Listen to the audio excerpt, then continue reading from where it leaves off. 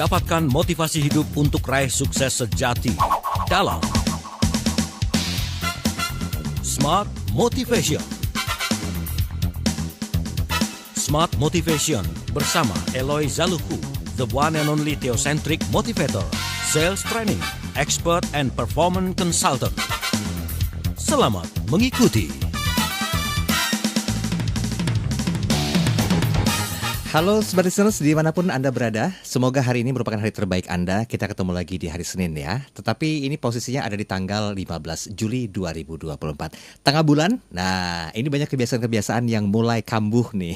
Dari mulai ngirit makan misalnya, atau harus mengatur konsumsi dan pola keuangan, atau hal-hal yang lainnya. Tapi konon kabarnya yang namanya kebiasaan itu bisa dibentuk. Nah katanya juga membentuk kebiasaan itu durasinya adalah 21 hari. Mitos atau fakta? Yuk kita bahas dalam program Smart Motivation. Tentunya dilihat dari sudut pandang Theocentric Motivation and Leadership.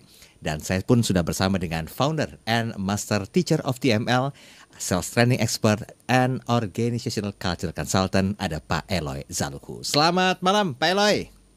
Selamat malam Mas Daryl dan semangat pagi. Yeah, terima kasih waktunya Pak Eloy. Capek banget kayaknya mukanya nih. Aktivitas hari ini apa nih? Spill dong. Itu pertanyaan wajib pertama yang harus saya tanyakan ya. Harus tetap semangat Mas Daryl. Tetap semangat. Yes. Iya dong, tetap semangat kita. Ya pastilah semua banyak kegiatan ya Mas Daryl. Hari Senin, wah itu minggu lalu kan sempat keluar kota, jadi ada beberapa pekerjaan yang sempat tertunda, jadi kita bereskan semuanya hari ini. Yes. Gitu Mas Daryl. Yang penting semangat, dimulai dengan bismillah, diakhiri dengan alhamdulillah ya. Iya. Pastinya. Iya. Oke, tapi lama-lama saya sadari, ini kok jadi sebuah kebiasaan ya Pak Eloy ya? Iya harus dong. Harus dong. Saya juga pengen tahu nih kenapa kok jadi masalah yang bicara masalah kebiasaan ini jadi bahasan utama kita malam ini. Sebentar, boleh nggak? Ya saya nggak tahu apakah ini curhat colokannya Pak Eloy malam hari ini sehingga beliau mau ngangkat tema ini tentang sebuah hal yang jadi sebuah pertanyaan, mitos atau fakta gitu loh, bahwa 21 hari itu dibutuhkan untuk membentuk kebiasaan. Apa alasannya Pak Eloy yang relate? Kenapa kok tema ini begitu penting kita bahas malam hari ini? Thank you Mas Daryl. Jadi Smart Listeners dan sahabat TML dalam kelas-kelas ya, seminar-seminar motivasi termasuk untuk teman-teman tenaga penjual dan apalagi sejak ya beberapa tahun terakhir lah, salah satu materi atau topik training yang biasa kami bawakan itu berhubungan mengenai habit. Buku saya terbaru kan tahun lalu itu judulnya Leadership Habits and Culture Transformation. Betul. Jadi sering banget tuh di kelas ada yang bertanya sebenarnya konsep pembentukan kebiasaan itu dalam 21 hari benar apa enggak sih? Jadi akhirnya kan saya ngulik tuh mencari apa sih kata para ahli gitu loh Mas Daryl. Dan alhamdulillah saya ketemu dengan hasil penelitian dari Profesor Wendy Wood namanya. Oke.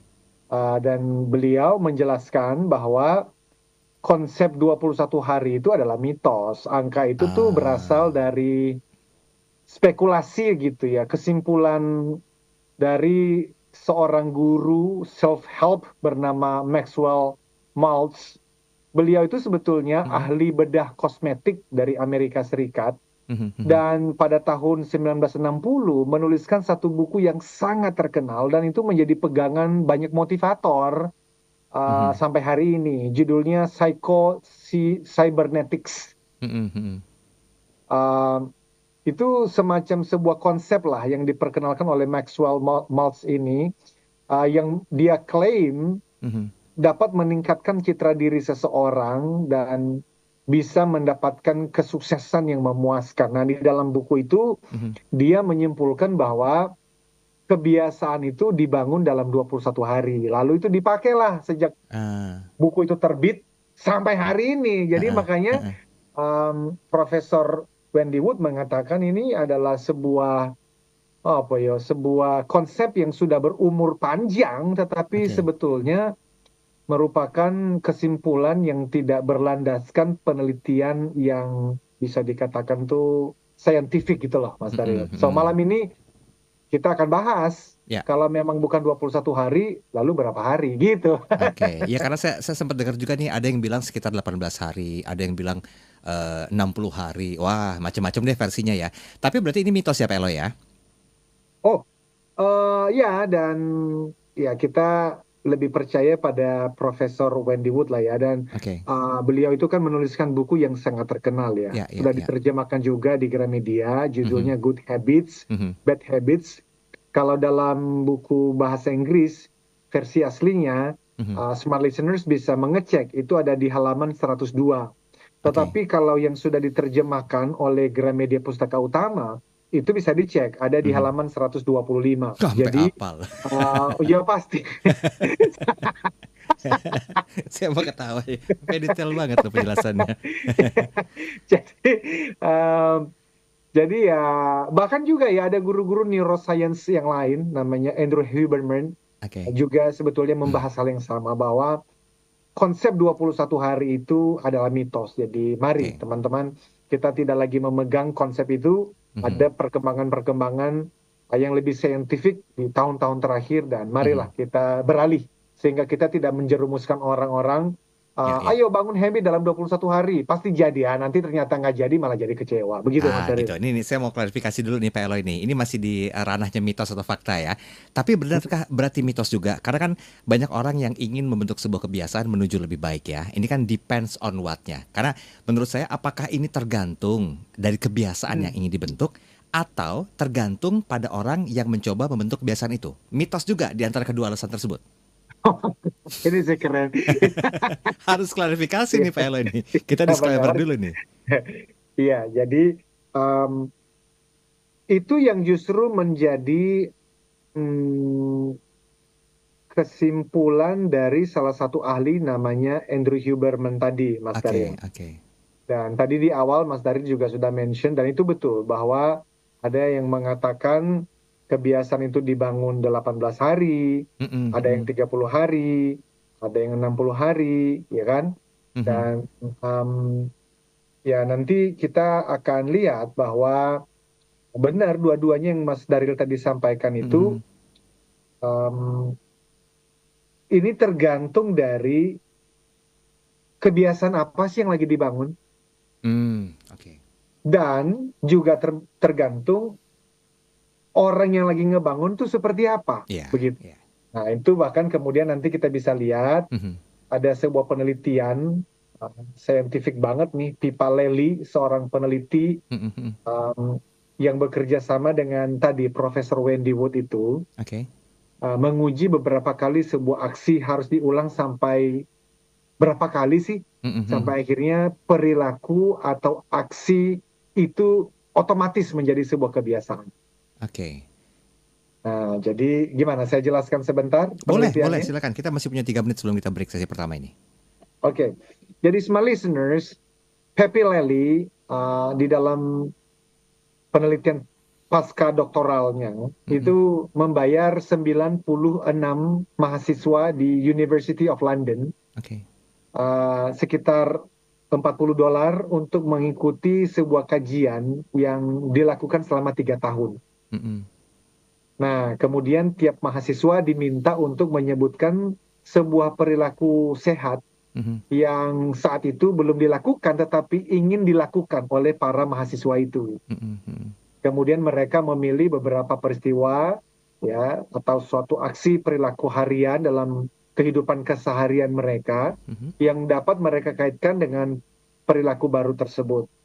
Nah, smart listeners, bisa dibayangkan ya, seorang mahasiswa memutuskan untuk saya mau makan sepotong buah setiap hari saat makan siang. Itu kebiasaan yang mau dibangun. Lalu mahasiswa yang kedua memilih saya mau jalan kaki 15 menit setelah makan malam. Itu kebiasaan yang mau dibangun. Lalu mahasiswa yang lain memutuskan untuk saya mau minum air sehat mineral water saat makan siang. Karena selama ini dia sering banget tuh minumnya malah yang bersoda. Nah itu contoh dari 96 mahasiswa tadi. Kemudian apa yang terjadi di penghujung hari, para partisipan ini kemudian masuk ke situs web yang sudah disiapkan oleh Pepi Leli tadi untuk melaporkan ya apakah mereka melaksanakan rencana tersebut atau tidak.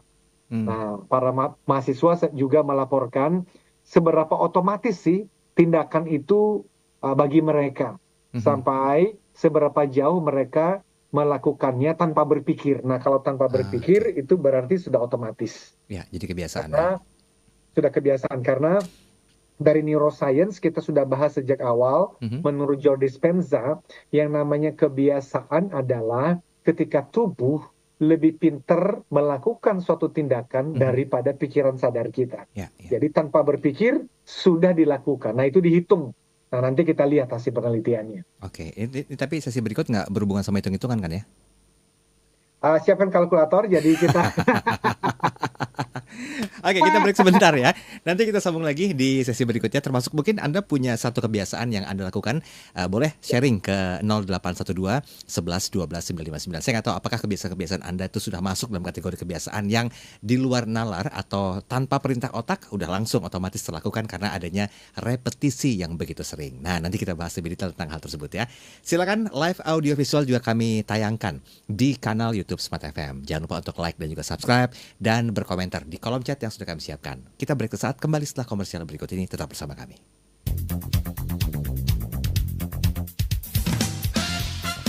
Smart Motivation bersama Eloy Zaluku. Smart Motivation.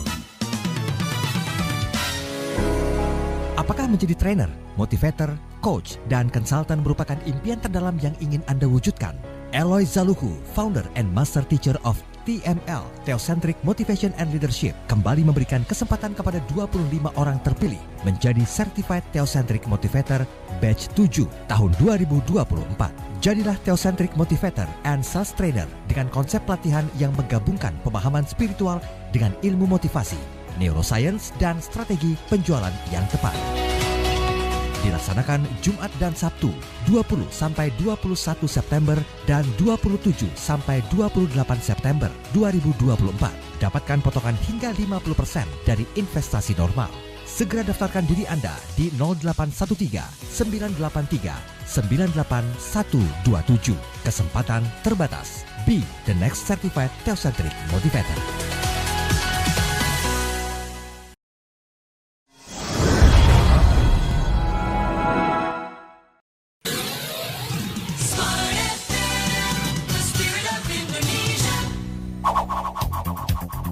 Kembali Anda simak dalam Smart Motivation bersama Eloy Zaluku.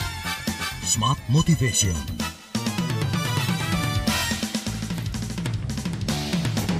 Baik, terima kasih Anda masih bersama kami dalam program Smart Motivation, tentunya bersama dengan Pak Eloy Zaluku. Dan seperti yang kita ketahui, beliau adalah founder and master teacher of TML atau Theocentric Motivation and Leadership, Sales Training Expert, and Organizational Culture Consultant ya. Kita masuk ke The Neuroscience of Habit. Ini sudah episode yang ke-11, tapi kali ini kita akan coba geser sedikit ya dari pola lama yang sering kali menjadi bahasan kita. Ini otomatis kita keluar dari sebuah kebiasaan juga ya Pak Eloy ya. Karena hari ini kita akan bahas tentang mitos 21 hari membentuk kebiasaan. Jadi faktanya adalah banyak orang yang punya asumsi bahwa oh enggak mas, kalau bentuk kebiasaan itu ya idealnya 18 hari dengan pengulangan yang rutin misalnya. Ada juga yang bilang 21 hari juga oke. Ada juga yang bilang 30 hari oke, 60 hari oke. Jadi yang mana yang benar semuanya adalah mitos. Karena itu kebiasaan itu adalah sebuah akibat dari segala aktivitas yang rutin dilakukan dan senantiasa berulang. Sehingga tadi Pak Eloy mengatakan itu sudah di luar otak kita. Jadi secara bahasa tubuh nalarnya itu udah langsung melakukan hal yang sering dilakukan sehingga menjadi sebuah habit atau kebiasaan. Gitu. Benar ya Pak Eloy ya? Benar. Keren. Siap. Kebanyakan temenan sama TML jadi begini nih. Oke, Pak Eloy, boleh nggak dikasih beberapa kajian lagi deh yang mungkin menguatkan bahwa pembentuk kebiasaan itu yang nggak melulu 21 hari, 18, 30, bahkan 60 itu mitos. Apa kajian-kajian yang bisa menguatkan tentang bahasan kita malam hari ini, Pak Eloy? Thank you. Saya lanjutkan dari kajian yang sebelumnya, bahwa kemudian para mahasiswa itu ketika memberikan laporan, mereka memberikan nilai sangat rendah, yaitu 3 dari 42 poin tentang skala otomatis yang tadi ditanyakan. Jadi seotomatis apa sih kamu melakukan? Kan tadi ada 3 tuh. Yang pertama jalan kaki setelah makan malam, kemudian membiasakan makan buah-buahan, kemudian minum air mineral. Otomatis itu si peneliti memberikan nilai tertinggi 42 poin. Nah, ternyata rata-rata hanya 3 poin. Artinya apa? Ya belum terbiasa. Kan mereka masih mempelajari sebuah perilaku baru dan belum menjadi otomatis. Maka smart listeners, sesuai dugaan, semakin sering aksi diulang, semakin besar peluangnya untuk apa? Menjadi otomatis dong. Maka otomatisitas bertambah paling banyak selama beberapa pekan pertama perulangan itu. Nah, apa yang terjadi kemudian? Kali ketiga partisipan melakukan sebuah aksi, ya tadi itu, apa yang sedang mereka jadikan kebiasaan, mereka memberikan 1 poin penuh pada skala. Kami kali ke-40 mereka mengulangnya, nilainya hanya setengah poin. Ketika aksi itu paling sulit dikerjakan, tepat di awal memori kebiasaan atau habit memory, belajar paling banyak. Jadi di awal-awal itu memang paling susah tuh Mas Daryl, di awal-awal itu. Maka sebagai catatan, ironis bahwa kebanyakan mahasiswa tidak berhasil bertahan dalam program itu. Apa yang terjadi, eksperimen itu menunjukkan betapa sulitnya memang mengulang sebuah perilaku setiap hari. Bahkan jika perilakunya sederhana loh. Itu kan perilaku makan buah, kemudian jalan kaki setelah makan malam, minum berubah dari yang tadinya selalu mengkonsumsi minuman bersoda menjadi minuman mineral, air mineral. Ini hasilnya 14 orang dari 96 mahasiswa berhenti sama sekali, tidak mau melanjutkannya. 82 sisanya bertahan hanya yaitu setengah perjalanan. Tadi kan mereka menginginkan itu kan selama 3 bulan. Nah, jadi smart listeners, kita mendengar begini kan jadi, waduh ini kok susah banget ya. No, nanti ada kabar baiknya. Nah, jadi kita hanya mau menyampaikan dari hasil penelitian itu, kebiasaan baru sulit dipertahankan ketika pendorongnya hanya dari motivator internal manusia. Apa itu? Keinginan untuk mengerjakannya. Yang kedua, tahu bahwa ini baik buat saya. Atau melakukan sesuatu karena sekedar untuk mendapatkan upah. Karena tadi kan di awal, mereka itu diberikan gaji, diberikan uang. Ternyata tidak cukup untuk membuat mereka mau bertahan, membangun sesuatu menjadi kebiasaan. Apakah mereka tahu bahwa itu baik buat mereka? Mereka tahu banget, mineral water siapa yang tidak tahu baik untuk kesehatan. Jalan kaki setelah makan malam, dia tahu banget itu saya butuhkan. Makan buah, apalagi. Jadi, dan apakah mereka ingin mengerjakannya? Ya ingin. Kenapa? Ada uang dan mereka tahu ini butuh. Tetapi kenapa kok itu tidak bisa menjadi daya ungkit yang cukup untuk kemudian membangun kebiasaan? Nah itu Mas Daryl yang kita bahas, dan terus terang ini pertanyaan saya sejak dulu, dan kenapa saya mau menuliskan buku The Neuroscience of Habits, karena saya suka membaca hasil-hasil penelitian seperti ini, dan mudah-mudahan lah ini bisa membantu kita untuk membangun kebiasaan yang lebih baik. Apapun itu, kan orang beda-beda. Beda-beda, mungkin ada yang justru mau olahraga, ada yang mau pulang lebih cepat, atau yang mau kerja lebih banyak, macam-macam. Ya. Oke, baik. Satu pertanyaan Pak Eloy. Ini kan saya yakin ini teman-teman TML juga pada nonton ini, Smart Listeners yang memang sudah punya kebiasaan juga mungkin nonton ini ya untuk bisa membangun sebuah habit yang bagus dan juga luar biasa lagi. So apa korelasinya antara theocentric motivation and leadership dengan arahan bahasan kita kebiasaan ini? Apa outcome yang diharapkan bisa didapatkan sama para TML tersebut? Iya benar-benar. Jadi begini Mas Daryl. Theocentric motivation and leadership itu kan ujungnya peak performance. Peak performance itu kinerja terbaik kita sebagai manusia. Loh kenapa? Udahlah, fondasinya itu sebaik-baiknya manusia harus memberi manfaat sebanyak-banyaknya. Oke, Nah, setuju. pertanyaannya, gimana sih memberi manfaat sebanyak-banyaknya? Nah, kalau dari sisi teosentrik, spiritual, itu kan bicara mengenai ketuhanan. Kita Mhm. lagi tidak bicara itu Ya, sekarang. ya. Kita lagi bicara mengenai ada satu mesin yang sangat powerful Mhm, yang diberikan kepada semua manusia di jagat raya ini. mhm, Dan apakah itu tidak melihat jenis kelaminnya, tidak melihat suku, tidak melihat agamanya, tidak, diberikan otak yang dahsyat ini. mhm, Nah, kemudian urusan dengan si habit itu ada urusannya ternyata dengan pikiran ini. mhm. Makanya nanti ujungnya adalah ya masih juga berhubungan the theory of mind. Jadi ada hubungannya dengan cara Ah, kerja otak. oke, oke, Begitu oke. Mas Dari. Walaupun kadang-kadang walaupun kadang-kadang orang juga masih bingung sama diri mereka sendiri ya Pak Eloy ya. Contohnya begini, ada ya orang-orang tertentu tuh yang bisa ngebentuk kebiasaan tertentu dengan gampang, dengan cepat, dengan mudah. Tapi kok kebiasaan dia yang lainnya tuh nggak secepat itu dan semudah dan segampang itu mereka lakukannya. Apa pertimbangannya mereka bisa punya satu kapabilitas yang hebat di sisi kebiasaan satu, tapi lemah di kebiasaan yang kedua Pak Eloy?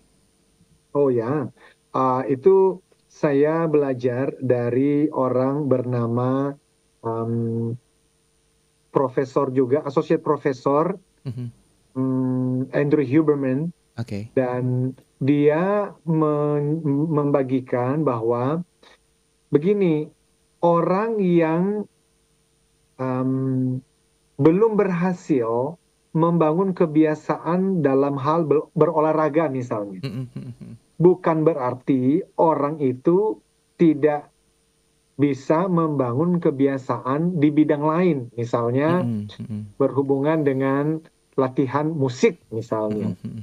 Um, jadi um, bisa menjadi tadi good news untuk kita semua Mhm, bahwa kalau smart listeners dan sahabat TML merasa gua banget tuh yang tadi tuh mhm, baru setengah jalan udah berhenti. mhm, Bukan berarti teman-teman bahwa kita tidak bisa berhasil membangun kebiasaan yang lain. Nah, jadi apa yang dikatakan oleh Huberman adalah bahwa bagi Anda yang mendengarkan, ternyata urusan jalan kaki tadi, mhm. itu ada yang berhasil dalam 18 hari, Oke. tetapi ada juga yang berhasil dalam 254 hari. Hmm, Itu menarik tuh. Jadi, mhm, um, urusan membangun kebiasaan jalan kaki setelah makan malam. Ada orang-orang yang berhasil menjadikan itu sebagai kebiasaan, artinya sudah otomatis tanpa menggunakan pikiran sadar, udah langsung dah tuh, udah jadi mhm, kebiasaannya dalam 18 hari. mhm, mhm. Tetapi kebiasaan yang sama pula, ada orang-orang yang membutuhkan sampai 254 hari. Hmm, Bagaimana mereka tahu kapan mereka membentuk kebiasaan tersebut? oke. Mereka melakukannya sekitar 85% dari keseluruhan waktu, dan mereka juga melaporkan tidak mengeluarkan banyak upaya pikiran sadar, upaya mental Mhm, untuk masuk ke mode berjalan kaki setelah makan malam itu. oke. Nah, jadi Mas Daril, um, bagi smart listeners yang mengatakan, wah saya nggak percaya, ada orang yang masa sampai hampir setahun, Mhm, mhm, 254 hari untuk membiasakan diri untuk hal itu, yaitu berjalan kaki. Well, seperti yang banyak dikatakan, disampaikan oleh para ahli, memang manusia itu sangat bervariasi di dalam pembentukan kebiasaan ini. Maka mhm, tadi saya katakan, jika Anda tidak dapat membentuk satu kebiasaan dengan mudah, mhm. bukan berarti Anda tidak bisa membentuk kebiasaan lain dengan mudah. Nah, nanti Oke. kita akan lihat ada satu informasi yang penting banget Mhm, yang disampaikan mengenai limbic friction, oke. dan inilah yang kemudian membuat seseorang tuh berhasil atau tidak di dalam Hmm. membangun kebiasaan tadi. Namanya limbic friction. Wah, ini terdengar ilmiah dan saintifik banget ya. Nanti kita bahas deh pokoknya di sesi berikutnya. Oke, terima kasih komentar-komentar yang sudah masuk di WhatsApp. Nanti kita akan coba singgung, terpilih pastinya pertanyaannya. Dan seperti biasa kami juga mengundang Anda untuk berinteraksi. Silakan, line komunikasi sudah kami buka juga di kanal YouTube Smart FM. Jadi buat Anda yang mau berinteraksi, kolom chatnya sudah kami siapkan. Jangan lupa ya, Smart Listeners untuk like dan juga subscribe. Kita rehat sejenak, kembali setelah komersial. Berikut ini tetap bersama kami.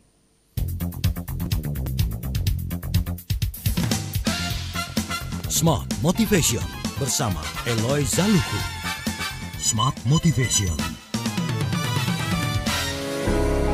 Apakah menjadi trainer, motivator, coach, dan konsultan merupakan impian terdalam yang ingin Anda wujudkan?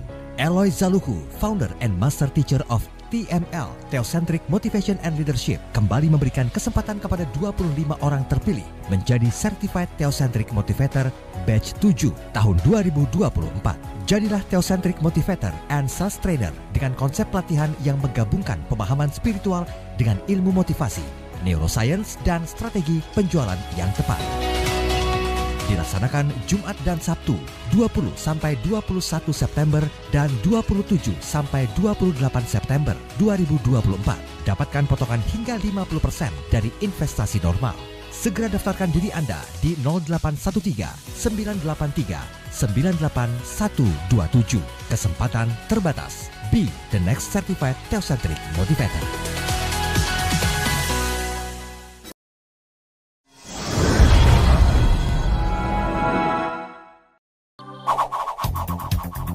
Kembali Anda simak dalam Smart Motivation bersama Eloy Zaluku. Smart Motivation.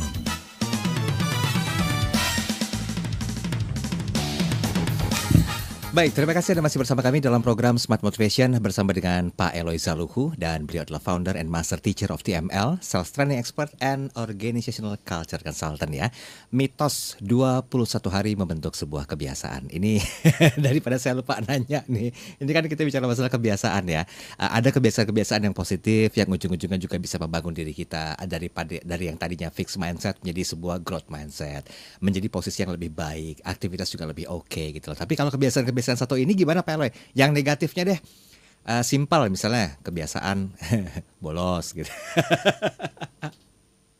Boleh nggak kira-kira membolos Pak Eloy? Apakah mungkin ini juga lama-lama karena kita enjoy ngelakuinnya, lama-lama ada temennya, ada pengikutnya, ada followersnya, jadi sebuah kebiasaan. Singkat saja, pertanyaan ini terdengar konyol, tapi kalau tidak disikapi, nanti salah persepsi nih tentang bahas masalah kebiasaan Pak Eloy.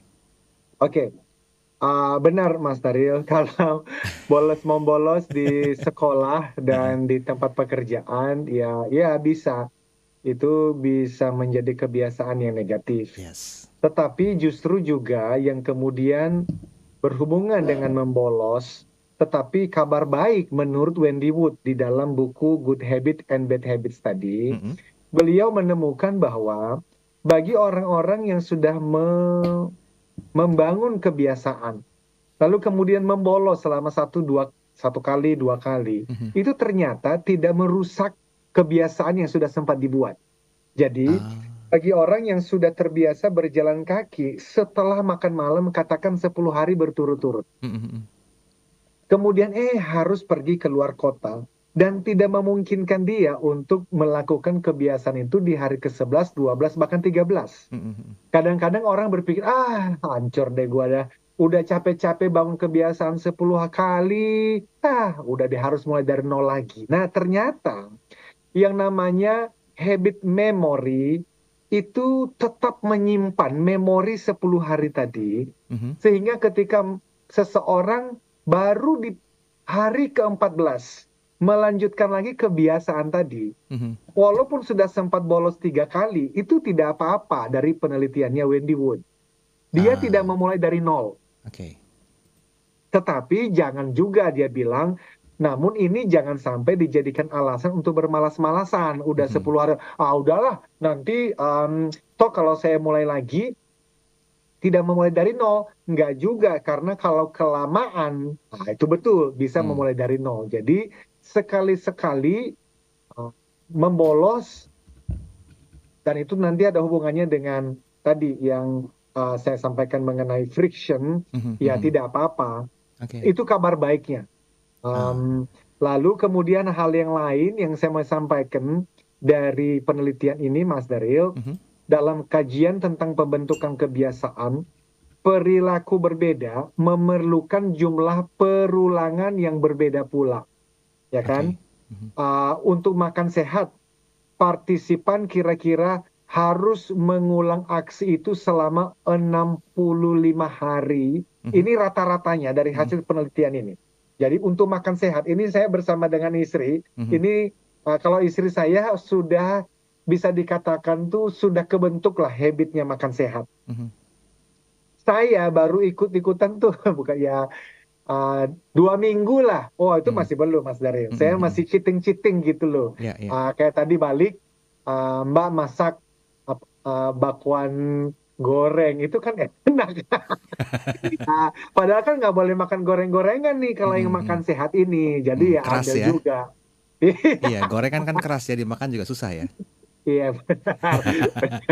Jadi 65 hari. Jadi Wendy Wood menemukan makan sehat itu rata-rata ya. Tadi ada yang 418 hari ada yang 254 hari ada. Tapi rata-ratanya tuh manusia pada umumnya tuh 65 hari otomatis.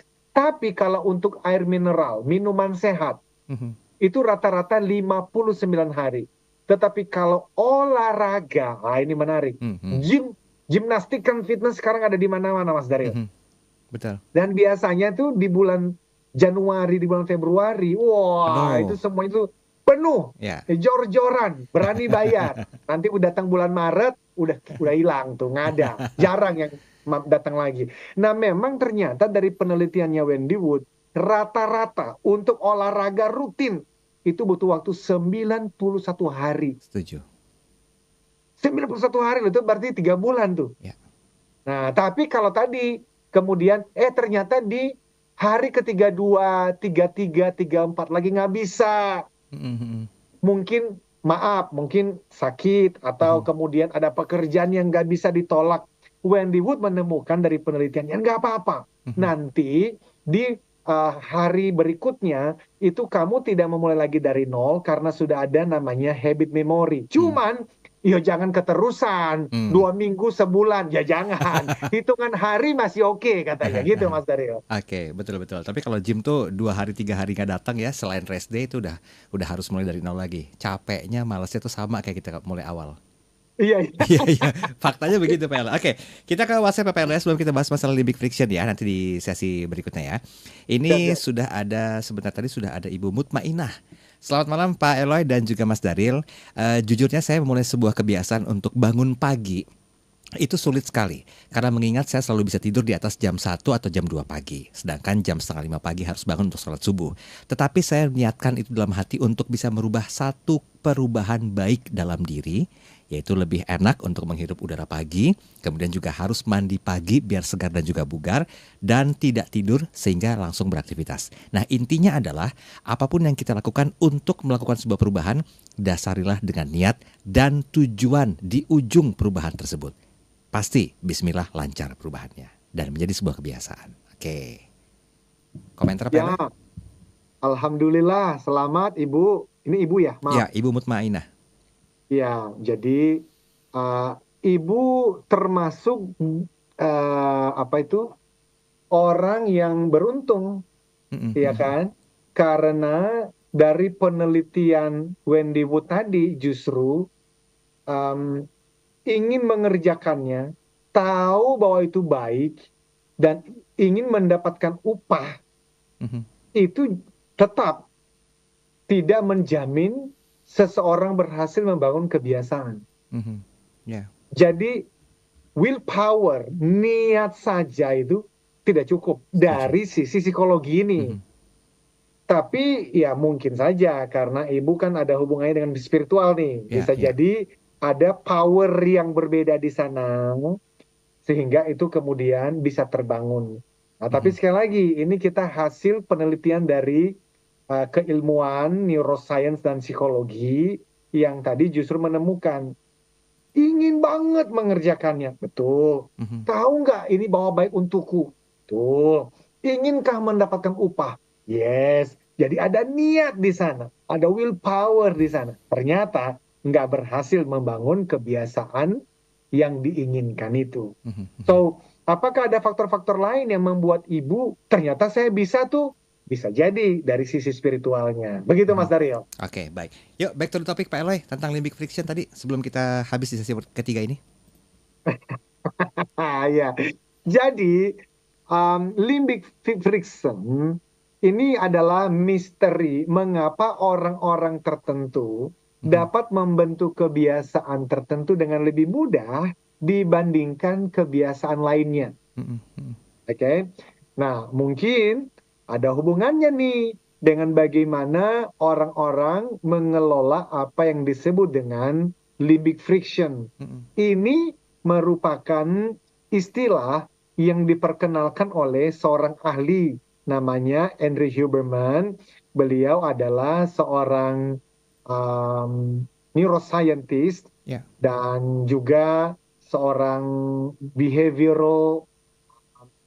guru behavioral lah ya. Jadi dia menjelaskan begini. Limbic friction adalah cara singkat untuk digunakan yang menggambarkan ketegangan yang diperlukan untuk mengatasinya salah satu dari dua keadaan di dalam tubuh manusia. Satu keadaan adalah keadaan cemas, di mana seseorang cemas, jadi lagi insecure, dan karena itu dia menjadi tidak tenang.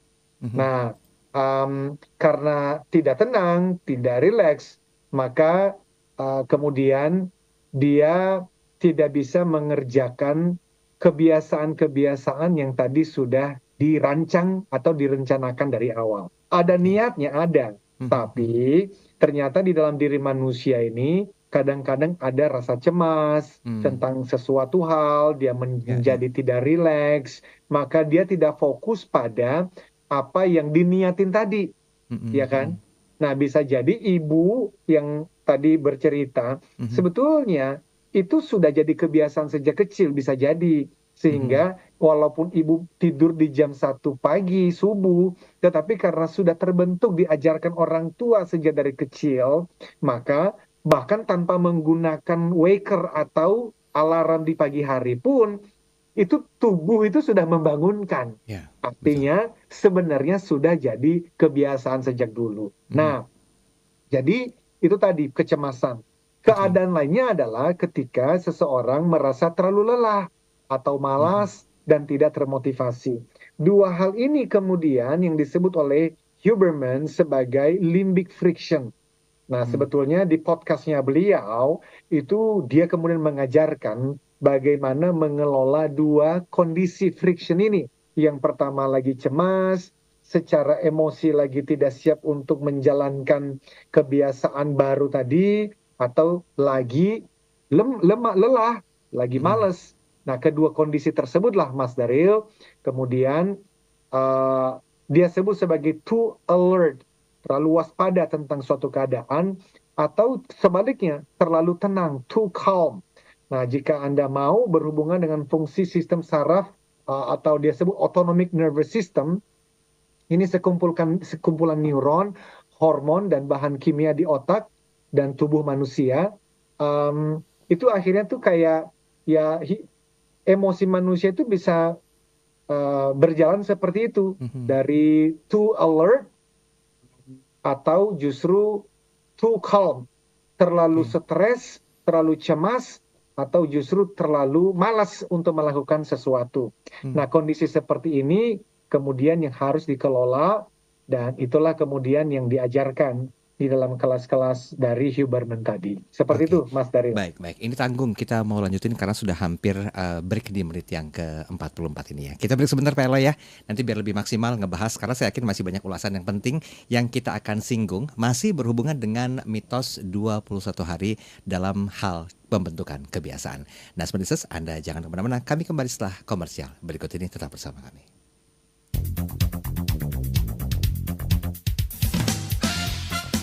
Smart Motivation bersama Eloy Zaluku. Smart Motivation.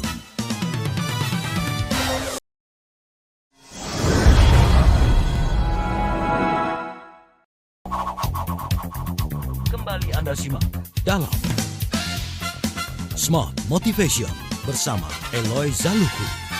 Smart Motivation.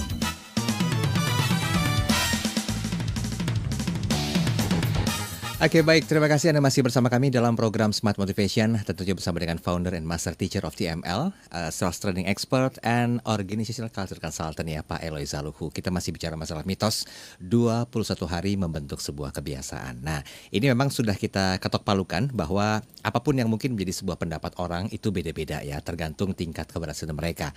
Ada yang mungkin ngerasa 15 hari cukuplah Mas Daril, Pak Eloy, kebiasaan-kebiasaan sudah kebentuk, ya udah silakan. Oh, saya perlu 1 bulan lebih Mas Daril, Pak Eloy, silakan. Yang penting hasil atau outcome yang didapatkan ketika kebiasaan itu mengarah ke aktivitas yang positif itu mampu membuat Anda menjadi seorang yang lebih unggul, yang notabene beralih dari fixed mindset menuju ke growth mindset. Oh, so tau banget saya ya, tapi emang itu yang saya dapetin dari pembelajaran bersama dengan Pak Eloy Zaluhu.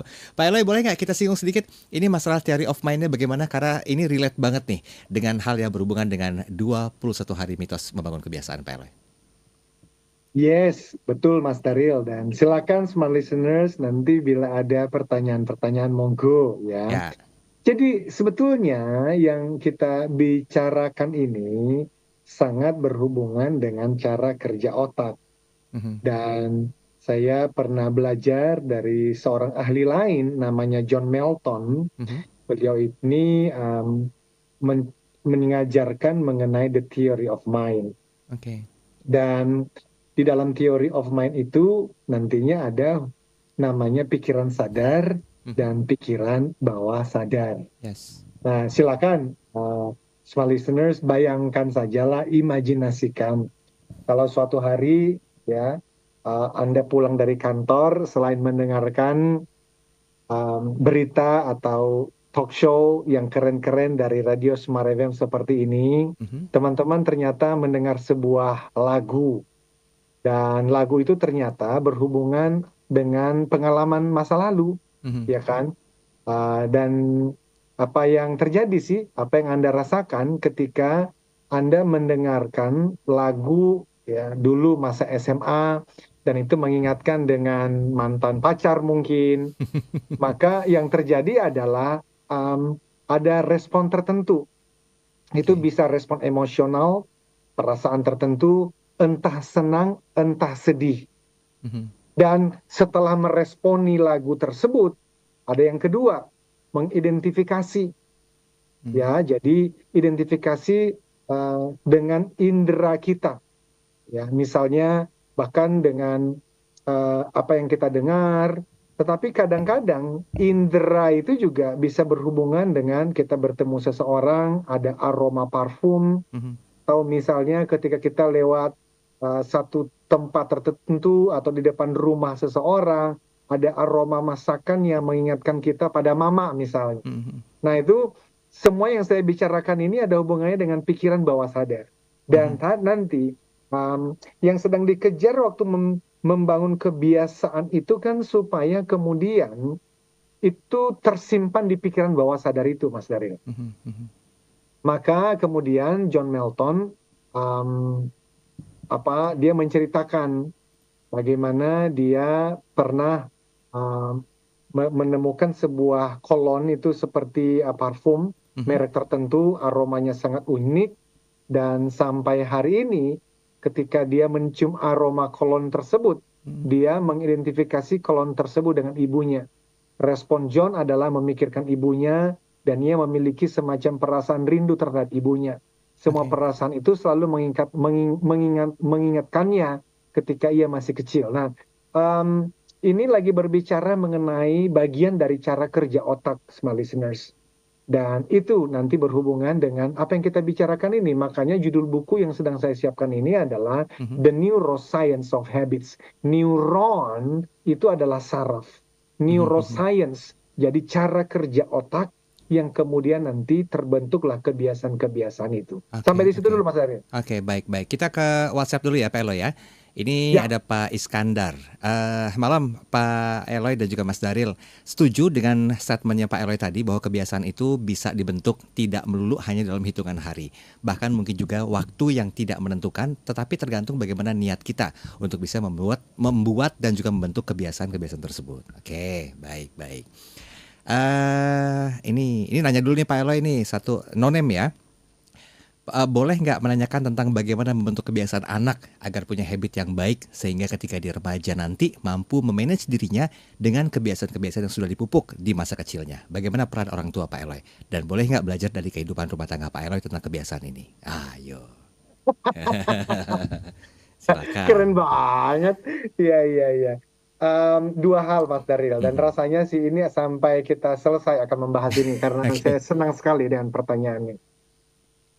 Small listeners dan sahabat TML, habit yang saya pelajarin sampai hari ini itu dibangunnya mulai dari identitas. Dan saya sadar, saya sudah menyampaikan ini berulang kali di platform radio Smart FM ini dan juga di kelas-kelas training. Tetapi tetap saya ulang karena masih banyak teman-teman yang belum betul-betul memahaminya. Identitas artinya adalah bagaimana seseorang memandang dirinya sendiri. Jadi tadi pertanyaannya adalah bagaimana sih membangun kebiasaan seorang anak. Kalau anak itu usia 0 sampai 8 tahun, itu dia akan belajar kebiasaan dari apa yang dia lihat, apa yang dia dengar di lingkungan rumah, dari papa mama, dan makanya kita pernah mendengar itu golden age. Yes. Ya toh? Ya. Tetapi kalau anak yang kita maksudkan itu sudah lebih dari usia 8 tahun. Maka itu yang perlu dipikirkan adalah si identitas tadi. Ada istilah namanya critical mind, Mas Daryl. Critical mind itu adalah pikiran kritis. Jadi bisa dibayangkan ketika kita mencapai usia sekitar 8 tahun atau anak-anak kita, baru kemudian pikiran kritis itu mulai bekerja secara aktif. Critical area ini sebagian masuk di wilayah pikiran sadar dan sebagian masuk ke wilayah pikiran bawah sadar. Pikiran kritis adalah semacam filter bagi setiap informasi, referensi, kejadian atau stimulus. Jadi intinya begini, ketika usia anak sampai 8 tahun, mereka itu lebih menerima, orang tua mau ngomong apa aja, iya ma, iya pak. Tapi kalau udah usia 9 tahun, apalagi kalau sudah usia remaja, mereka mulai mempertanyakan. Nah, jadi jawaban saya ada 2. Kalau yang dimaksudkan adalah anak di bawah usia 8 tahun, maka hati-hati dengan apa yang dia tonton. Hati-hati dengan apa yang dia dengar dari kakaknya, abangnya, kokonya, cicinya, bapaknya, ibunya. Tapi kalau sudah usia remaja, maka yang paling penting adalah identitasnya. Nah, identitas itu apa? Bagaimana dia memandang dirinya sendiri. Nah, peran orang tua adalah sejak kecil bagaimana anak-anak membangun identitasnya. Maka itu disebut sebagai values atau prinsip nilai. Kalau tadi ada pertanyaan, bisakah belajar dari keluarga kami? Well, saya harus hati-hati untuk men-sharingkan ini, Mas Daryl, oleh karena perjalanan hidup itu panjang banget. Memang sejak dari kecil, di rumah kami itu ada banner, Mas Daryl. Jadi kalau Mas Daryl datang ke rumah kami, itu ada 2 banner. Sejak dari kecil anak-anak itu sudah membaca, karena saya sudah tuliskan di situ, apa yang menjadi misi keluarga Eloy dan Kim. Apa yang menjadi visinya, dan apa yang menjadi strateginya. Ada sasaran-sasaran, salah satunya misalnya usia 27 tahun anakku yang pertama pingin banget bisa mendapatkan scholarship ke luar negeri. Anakku yang kedua pingin banget mendapatkan beasiswa ke luar negeri. Tapi di bawahnya ada 3 values kami. Ada 3 prinsip nilai. Yang pertama adalah credible, jujur. Yang kedua adalah competence, itu berarti kompeten di bidangnya. Dan yang ketiga adalah collaboration, kolaboratif. Harus bisa bekerja sama dengan siapapun, jangan memandang suku, jangan memandang agama, jangan memandang jenis kelamin, bahkan preferensi politiknya. Karena saya memahami orang yang dewasa adalah orang yang bisa bekerja sama dengan orang yang berbeda dari dia. Kalau semuanya sama, itu nggak membutuhkan kedewasaan, Mas Daryl. Setuju. Nah, jadi bayangkan kalau betul-betul anak-anak itu memiliki 3 values itu sejak mereka masih kecil. Dan itu diajarkan. Yang pertama adalah, nak, kamu jujur. Papi dan mami, ayah dan ibu pingin banget nilai di sekolahmu semuanya bagus. Kalau sekarang ada nilai misalnya 90 sampai 100 tertinggi, ayah dan ibu pasti pingin nilaimu tidak boleh di bawah 90. But, lebih baik nilaimu 50. Tapi kamu jujur. Daripada 90, tapi hasil dari cheating atau nyontek. Dari kecil diajarin. Sehingga nanti dia memandang dirinya orang yang jujur. Yes. Baik. Jadi ibu atau bapak, itu tadi saya simpulkan, kalau anak yang usia di bawah 8 tahun, pastikan apa yang dia dengar, apa yang dia lihat dari bapak mamanya itu hal yang positif, kebiasaan-kebiasaan yang baik. Tetapi kalau dia sudah di atas 8 tahun, tentu saja modal dari kecil itu, prinsip nilai yang ditanamkan oleh orang tua, guru-guru agama, itu sangat penting untuk kemudian nanti dia menjadi seseorang yang punya kebiasaan yang baik. Oke, baik. Ini kita nggak konklusikan ya Pak Eloy ya, karena pekan depan kita masih lanjut ya dengan hari ini. Kita lanjut dong. Oke, dan jangan lupa saya mau menagih janji Pak Eloy tentang masalah yang terakhir dibahas, yaitu tentang bagaimanakah kebiasaan dibentuk di keluarga Pak Eloy. Saya yakin inspirasinya banyak. Sampai ketemu nanti bulan November ya di program Student of Marriage ya. Ingat aja. Betul kan? Iya, betul. Ya pokoknya temanya harus membangun kebiasaan di rumah terhadap anak-anak. Itu ya. Oke. Baik, terima kasih sudah bergabung bersama kami. Sorry kita nggak ambil kesimpulannya, biar gantung saja. Karena pekan depan kita masih akan terus membahas tentang masalah kebiasaan ini dan tema-tema bagus lainnya di program Smart Motivation. Saya Daryl Adam. Saya Eloy Zaluku, we inspire people, develop leaders, and transform organizational culture. Sampai jumpa. Terima kasih. Telah Anda ikuti Smart Motivation bersama Eloy Zaluku, the one and only theocentric motivator, sales training, expert, and performance consultant.